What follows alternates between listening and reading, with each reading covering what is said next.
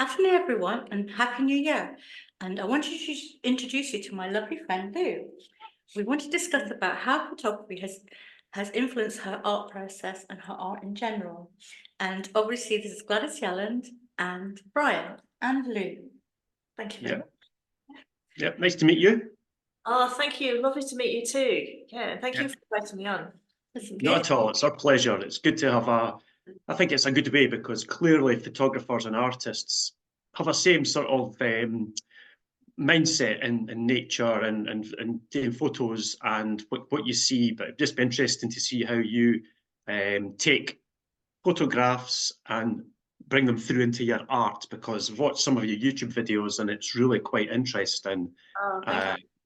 You know, and you know, I would class myself a nature photographer, and it's been this is probably quite a good thing for other people who will be watching this channel, this new channel we've got, because as a photographer, I've had many artists in the past reach out to me to ask to use my images as permission to create their own artwork, which I think's lovely, and I like to see their interpretation of a photograph into a piece of art. So this would be a very interesting discussion because you're doing both those elements. And I think that'd be a very good thing for all the people who are listening to understand from two types of creation, from photography into artwork, you know. So I think it's going to be really, really interesting for everyone here, myself included. Brilliant. And the first question we're going to ask, like we always ask in previous videos that we've done, but with Lens Lounge, is, so what's your background and how did you start photography and art? Well, I actually started photography really young. I was one of those kids who always had a pencil or a pair of scissors or something in hand. And I was always making something. And my dad used to bring home these reams of computer paper with code on the back. And they're only printed on one side. So I would scribble all over the other side. So that's kind of really how I got started making art.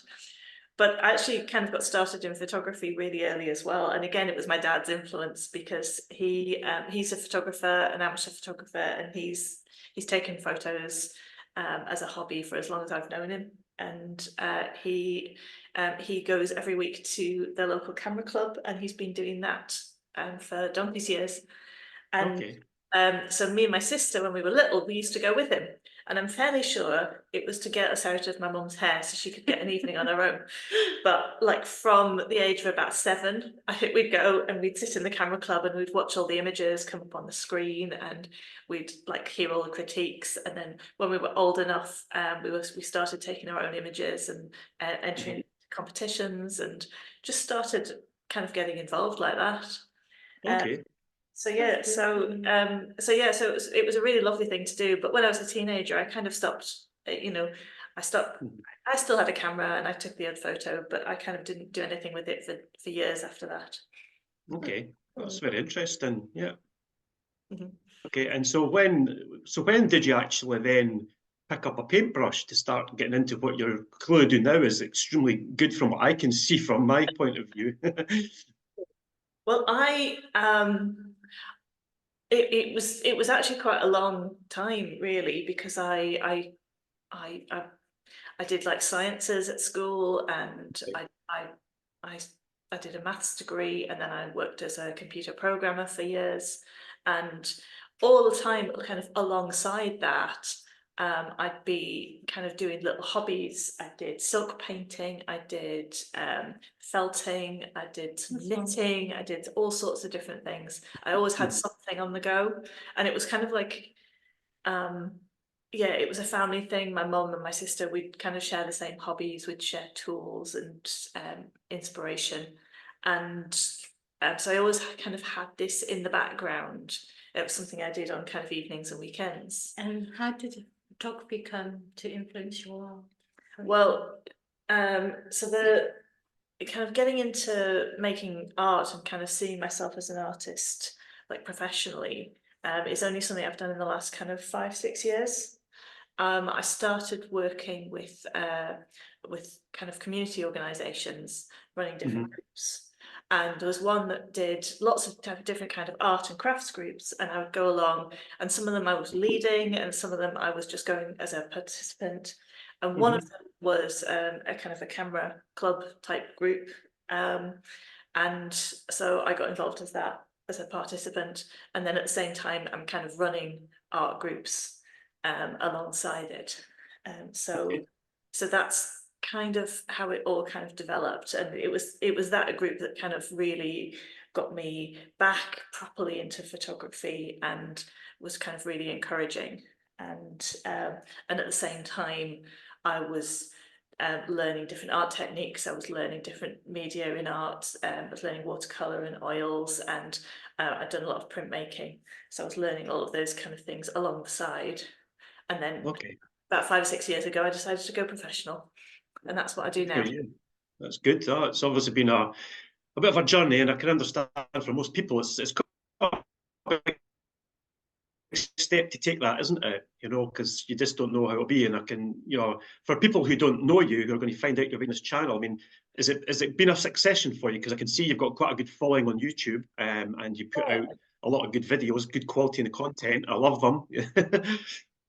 Yeah. Yep. So that's been a really interesting development, because when I started out, I was doing two different things. I was creating mainly fine art screen prints and lino prints to put into exhibitions and to sell through galleries, and I still do a bit of that.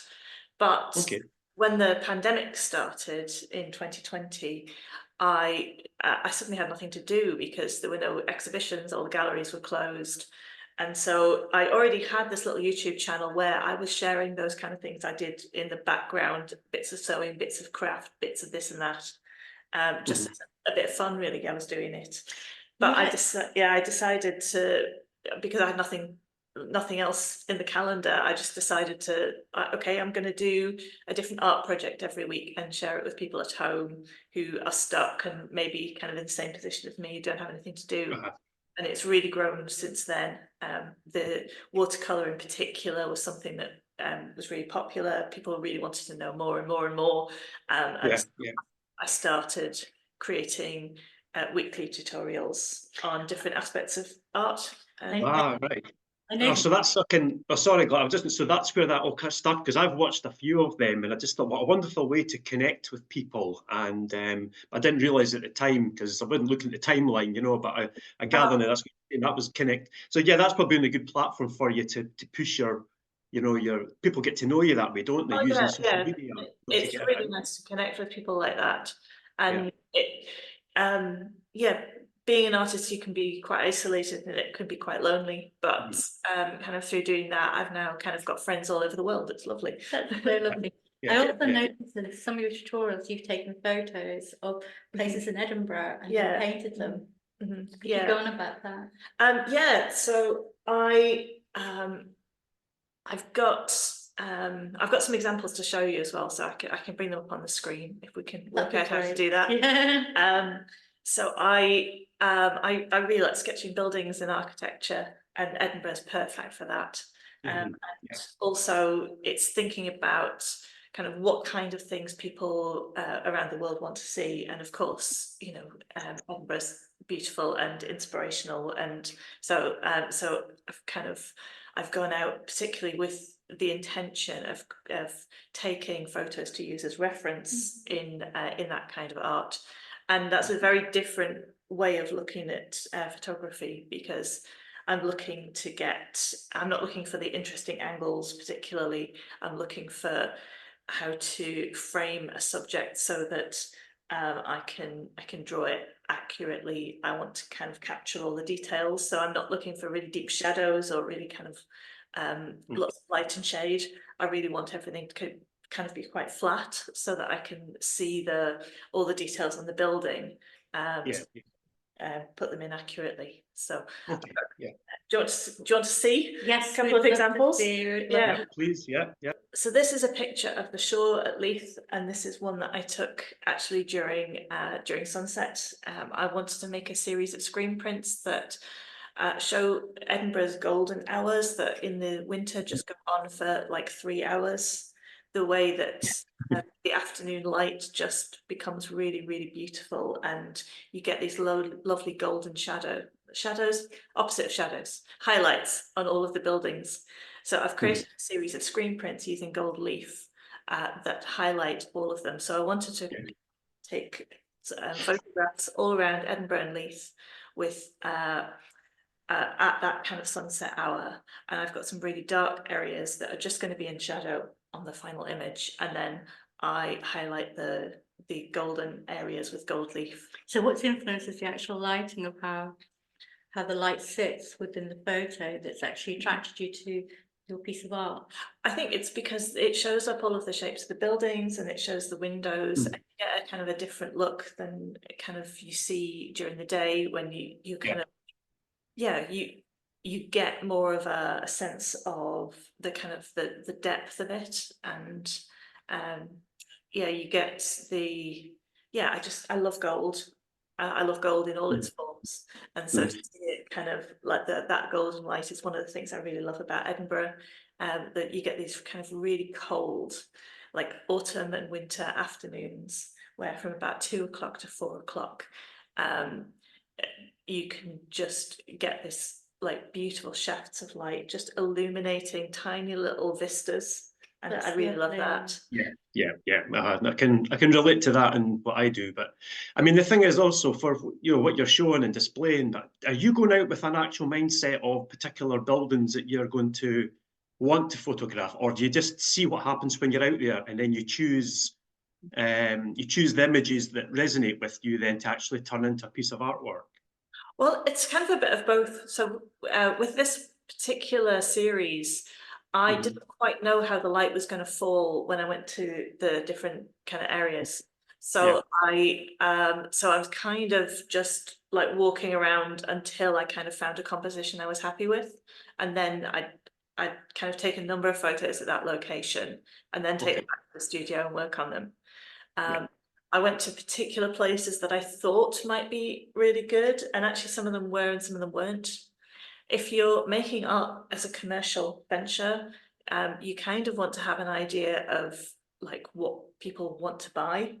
And so this image here I've got of the shores proved really popular with some gift shops in Leith, but it doesn't sell well elsewhere in Edinburgh. Oh wow! Okay. And I've got one of this series, which is, I think, it's a beautiful image of the water of Leith, with the kind of the sunlight shining on the on a bridge, and a bus sitting on top of the bridge. And I really love that one, but nobody wants to buy it. So because it's not like a well-known or kind of well-loved area of Edinburgh, so it's really interesting. So I kind of do have an eye on where I'm going to photograph. With other ones like the ones I've done on my YouTube series, I really am thinking about, like, if you're a visitor to Edinburgh, what would you go and see? What would be on your list of kind of places to go and see? So I've got I've done quite a few of the Royal Mile, and I've done quite a few of the buildings on the Royal Mile, and I've got one here that's John Knox House, the writers building. I've got one of the Writers' Museum as well. And so the Writers' Museum is just like tucked away down this little alleyway. Watching you and how you actually create from the image that you'd obviously photographed, and then your process of actually then sketching it out with the imaginary horizon line with the little crosses and drawing all the lines and I thought it was truly amazing. And you could just watching it come through and then building up, and I could see what you're talking about, where you're getting the very small, the depth and the shadows and the highlights and with the window recesses, and I just thought it was remarkable. And you could see how people could use those as learning tools, actually to get into doing drawings and using photography as they are, taking a photograph or even with a smartphone or anything, and then they could sit down with a piece of paper and a pencil, and you might have inspired me to try, but I'm not sure I'll be very good at it. Oh, it's not something simpler than the Writers' Museum. That one's got lots of bits to it. But yeah, it's interesting taking photos to use as a reference for that kind of work. I kind of approached it very differently to like, I want to create a really beautiful image. So I'm more worried about, are the vertical lines straight up and down? And if not, can I adjust them in Lightroom later on? And I'm less worried about, you know, is there somebody walking in front of the building, or is there like street furniture in the way or something like that? I'm more concerned about, because I can, in a drawing I can leave those things out. In a photograph, they're, you know, they're really obvious. So so the Writers' Museum, as you approach it, down Lady Stairs Close, it's got this beautiful like lantern light in front of it. And some of the photos that I took included the light, and some of them didn't. And I had, you know, this option of whether I wanted to leave it in the final painting. You've got, and with that one also, I took close-ups of some of the details around the windows, so that when I got to those bits, if I wanted to, I could zoom in a little bit and kind of see them a bit better. And I noticed that you said before, when we discussed earlier before we started the video, that you said it was important for you to take the photo because it was the whole process of doing the art. Taking the photo. That's not the case for everybody. But I think especially because I'm somebody who's sharing artwork online, and I want to be authentic in my process, so that it feels really important to it feels important to me to be part of the process of framing a piece just from the start. So I like to take photos of places that I've actually been, and kind of know what it felt like to stand there, and where I'm kind of deciding how, I'm deciding how it looks from the start. I feel a little bit like if I use somebody else's photo as a reference photo, and I don't think there's anything wrong with that as long as you've got the permission of the photographer. I think there's nothing wrong with that, but I like to do it from the very start, because I feel like I've made the decisions about how the image is composed and how how you view it. I mean, in terms of have they inspired you? You know, how would you start this journey within your particular end about Edinburgh and all these areas, or was it just something you'd maybe just seen some images in calendars, or what was inspiration? Was it a person, or was it just something else that gave you that inspiration to carry on doing this? Well, I think when I initially started doing the YouTube videos in 2020, I thought I'd do some of just different buildings around Edinburgh, and just because it seemed like it was a subject that if you were stuck at home, you could go out and draw something on your street. And so you didn't have to go too far.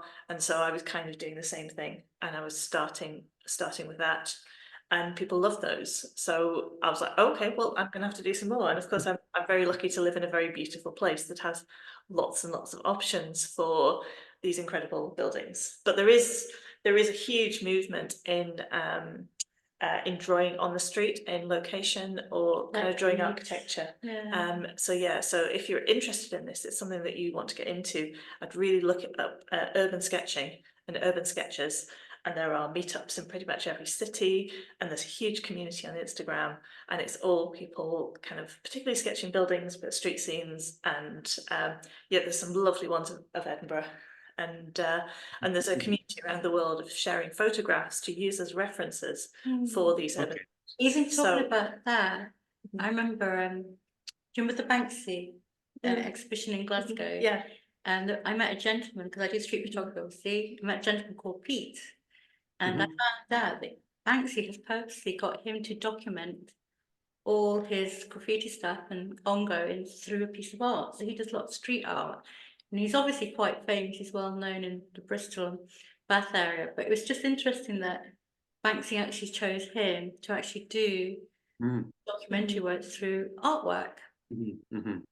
Most definitely, it's interesting because you get a very unique take on it. And I suppose it's like anything, you know, but like what you do in your photography, Gladys, what I do in mine, and Lou, what you're doing with your photography and your art, you know, it's all kind of interlinked in one way or another. We're all just, you know, creating things for ourselves and to share with the people, you know, that follow us in the communities. Okay, that's great. Now, one thing I'd like to ask as well, now, clearly, I can see that you actually do a lot of what I would class as nature photography, moving away from buildings and architecture. But, and this is maybe where I'm getting even more excited because I love nature and that's principally what I do, my photography. So really, how do you see, nature interacting with your own art? What do you do there to carry those two mediums together? Well, so there's probably a few different strands there. One is that I'm really influenced by nature and the natural world, but it tends not to come out in kind of direct ways. It tends to kind of sidle its way in around the side. So in a lot of the work that I do a lot of abstracts, and I use patterns. I use different kind of mark making effects, and I like lots of repeating lines, and I like lots of like stripes and dots and all of those kind of things. Mhm. And I've found that as I've got more and more into photography, those are the kind of things that I keep finding myself drawn to in photography as well. And so I feel like kind of exploring photography and art at the same time, it's allowed me to kind of work out what my own kind of visual language and style is, and kind of build up a vocabulary Mhm. of um, of texture and pattern and color that Yeah. I can be inspired by nature, and Mhm. that I can bring into prints and paintings in sometimes really obvious ways. I've got somewhere I've kind of, here's the photo and here's the piece of art, and you can definitely tell there's a one-to-one correlation between the two.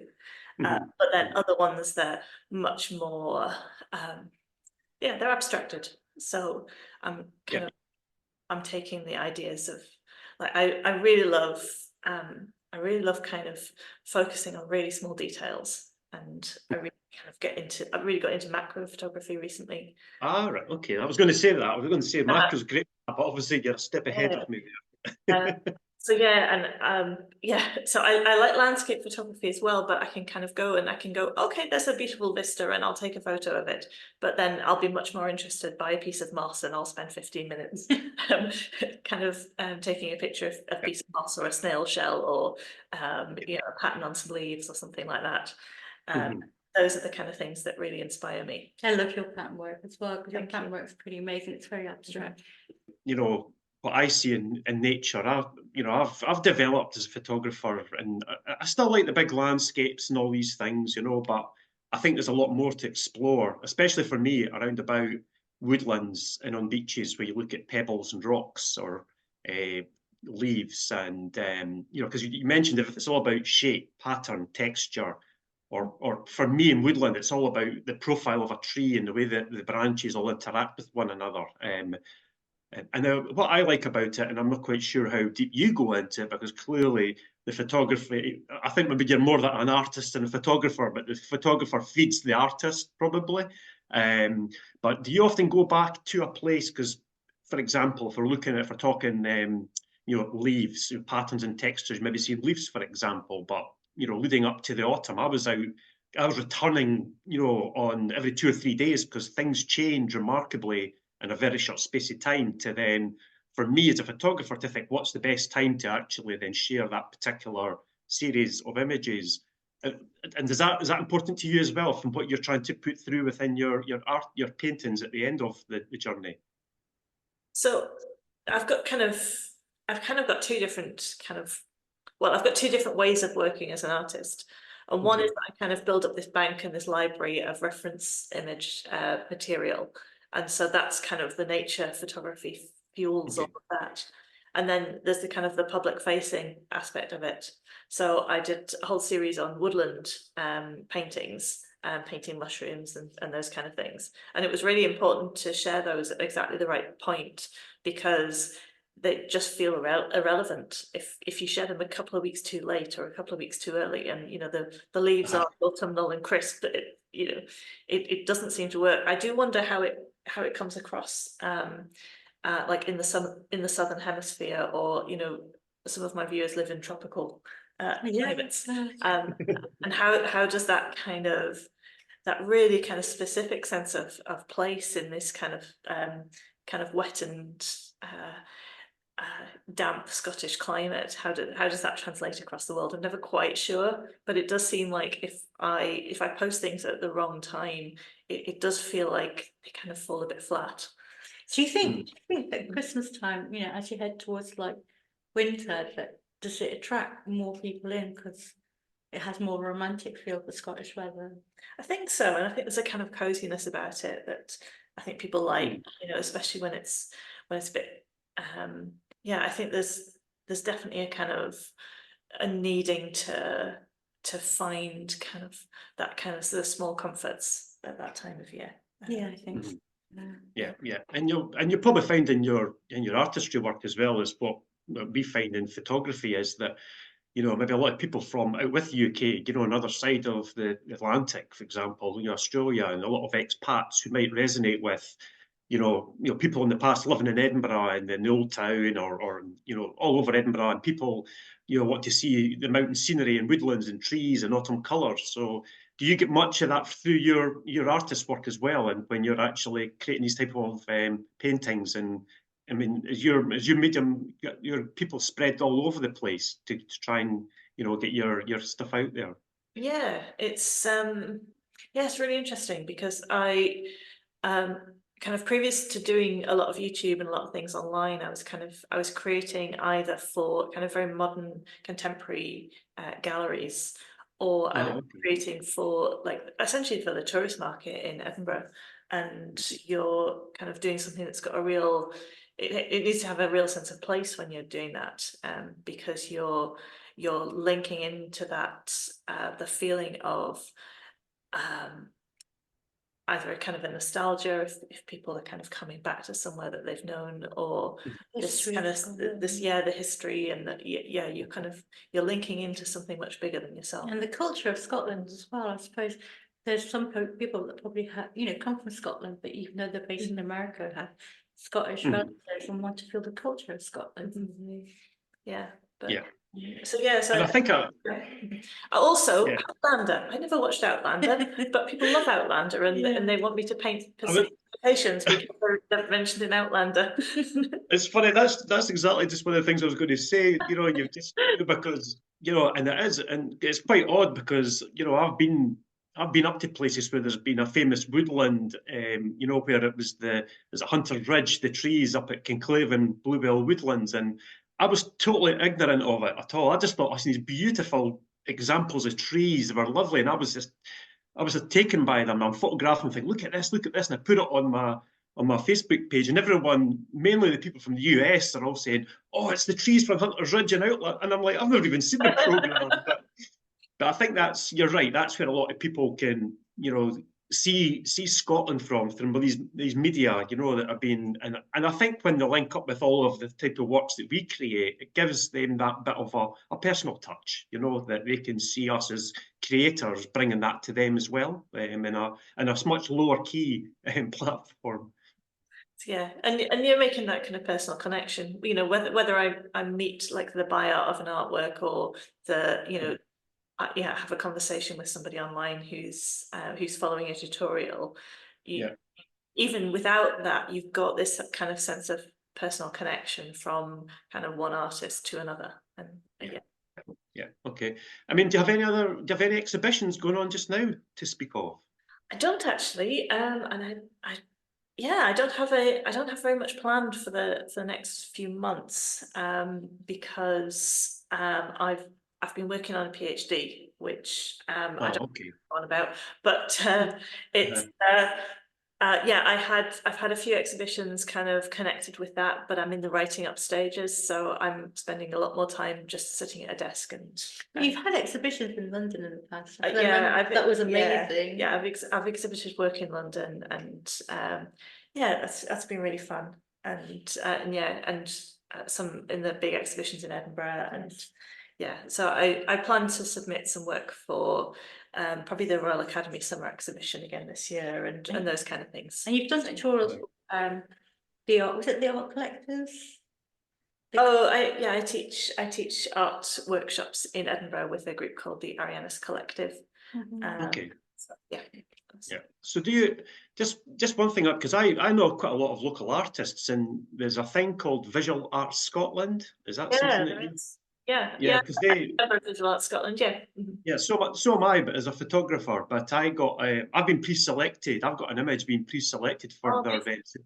centenary exhibition. I couldn't believe it, but I've got it all printed and framed, and I've got to take it in. So it's pre-selecting the con. I must actually. I've never been exposed to anything like this, and I feel a bit of a not a fraud, but I'm a photographer, you know, and always beautiful. I always feel, you know, my dad does artwork as well, and I like what he does, but I always feel that yeah, photography, yeah, we take time to compose a scene and all the rest of it. But you know, when I compare my stuff to what an artist paints, you know, I sometimes find it difficult to say, you know, a real creative me is taking the time to do all the painting, and I sometimes can't relate myself to it. So I feel a bit of a charlatan with a photograph going into the RSA for pre-selection. But if it gets up there, I'll be over the moon.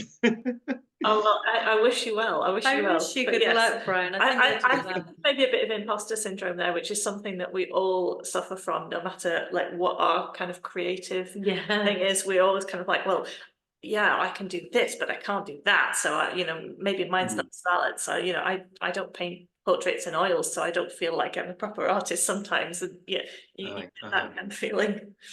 I wanted Yeah. to go on about your communal stuff because the community. So could you go on about your community work and everything?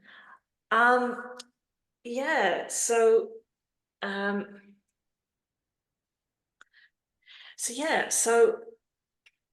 this started back in Stockport, and I was working for actually a church back there, and it was the church kind of had a charity that was all based around creative arts, and so the photography group that I was part of was part of that, and I realized kind of at the time how useful it was, not useful, that's not the right word, how beneficial it was to be able to share with a group who had similar interests, and share experiences and share different technologies, and so I found that was really helpful, and I think it's something that, as far as photography is concerned, I've always seen it as a kind of communal thing that I've done. I don't often go out with a camera on my own. I do sometimes, but more often than not, it's something that I do with a friend or a group of friends, and we'll pick a place and go and just see what we find. And everybody else comes back with beautiful landscapes, and I've got 21 pictures of moss. But yeah, actually it's a family thing as well. So my dad, obviously, who I've said is a photographer, and actually my sister's a really good photographer, and my husband is photography as well. He does urban places, though, doesn't he? He does. He loves urban decay. So if there's a house anywhere, I can't keep away from it. So my poor mum, who doesn't do any of this, when we go out together, she's like, one time she complained, she said, all I've heard today is people going, I've got the wrong lens on. But yeah, but it's a lovely thing to do kind of with a group. Yeah, oh no, definitely, yeah, I can understand that. You know, it's good because even it's even when you're out and you meet other people who are maybe enjoying it from a different angle, and because like I was up West Kip on Sunday morning for sunrise, and I met a couple of people, a photographer who was just getting back to fitness after he'd had a hip replacement, and he was getting them fitness back, but then another guy quite new to photography and asked me, and I said, well, if send me a message and come up the hills and I'll teach you. I don't mind, passing on that knowledge, because we're all here to enjoy it, and it's a nice little collection of people up at West Kip for the sunrise, and it's everyone just chatting away. It was lovely, and this connecting me people in a different way. And sometimes I feel if you didn't have that, you would just maybe people go about their own little business and not really speak to one another. So I think it's a lovely way to do that, and it's a good. I like what you say, what you do. I do most of it on my own, but I like my inner peace, and I just like people would just get bored with me because I could sit looking at a woodland floor and I do it for hours. I'm just not a 1 minute type guy. I'm out there all day, 6, 7 hours in the woodland. I'm getting a name for myself in my local camera club, I believe. I did love your, you know, the showers, the meteorite showers that you did. Aye. See that photo, that was amazing. It was lovely. Yeah, but you know, but that was something new, Gladys. I just decided that, you know, given with the weather we've got in Scotland, and again, it's been optimist, I think, in anything that we maybe consider ourselves as creators, because I knew that the weather forecast was looking dodgy, but I could see that there was, looking at the weather apps, I could see there was a time where we might have some clear skies. So I set my alarm for 3 in the morning, I got up, walked, hiked up to where I hiked, and it was almost one of those moments, because I was walking up and I could see thick black clouds to the point that the moon, there was a crescent moon that was actually, you couldn't see it. I mean, it was black, and I thought, oh, well, I'm here now, we'll just carry on. And it was almost like a biblical type feeling, because the skies just, honestly, they opened up, and I thought, look at the stars. And for 90 minutes, I could see them with my own eye. So I captured, I think I got about 6 or 7 that I got over the Herondine Castle up in the Moorfoot Hills. So, and it's just that, you know, the connection that for everybody that knows me, you know, here and watches us on the channel, I gave up my work in June this year, and now having the time to connect with nature properly, slowing down, not in physically, but in your mind, and just sitting with a flask of coffee, watching the night sky, absolutely amazing, you know. But thanks, Gladys. It was a good experience as well. That's what I like. Amazing. But wouldn't you say that for you, for your work, you know, when you worked in the church doing art and photography, the connection was very vital for a lot of people? Yeah, and that's why we did it, really, because just the sense of kind of being creative and connecting with people and connecting with nature is something that's good for the soul. That's the basic. It's all linked, isn't it, with mindfulness and all that thing, you know, because I do a lot of that with other photographers, and you know, it's just being aware, and it just keeps people talking about things as well, and you can, you know, I think it's a wonderful way to do it. I think it's great. So is there any more questions or things you need to say to add? No, I think we've only just got to ask, how do people find out, you know, about Lou, or work, and where she? I've got too many socials. So what's the main area we need to go to look for your work? Yeah, the main place for people to find who you are and what you're about. Yeah. Okay, so I've got my watercolor tutorials, which you can find on YouTube, and they're supported by a website with extra resources.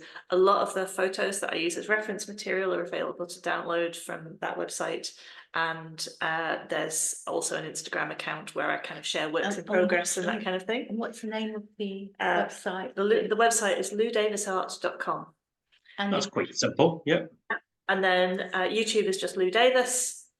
And then my fine art and printmaking, the abstract work, there's a portfolio website for that called loudavis.co.uk. So if you Google Lou Davis, you'll come up with lots of different things. I'll try and put the links on the video, and also so you guys can have a look at Lou's work, and if you're interested in any of the tutorials and everything, you can have a look and see how she progresses her work, you know, especially the ones she's done going through Edinburgh, where she starts with her original photos and then actually painting and sketching them, and you'll see some of the macros and how she's used the patterns and everything for her actual different areas of work.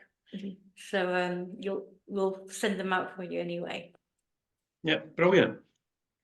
Excellent. Oh well, thank you very much for your time. It's been very different. I think that's just something that our viewers will really enjoy, because it's taken 2 elements of creative mediums into a different way, and I think it's been absolutely fantastic. And I'm looking forward to trying doing some drawings to start with. I think it's brilliant, and I'm going to get my daughter to have a look, because my daughter's a real keen artist, so she would love to have a look at those too. So yeah, well, thank you, Gladys. Thank you, Brian. It's been an absolute pleasure, but thank you once again. Okay. Bye, everyone. Okay, bye. Bye.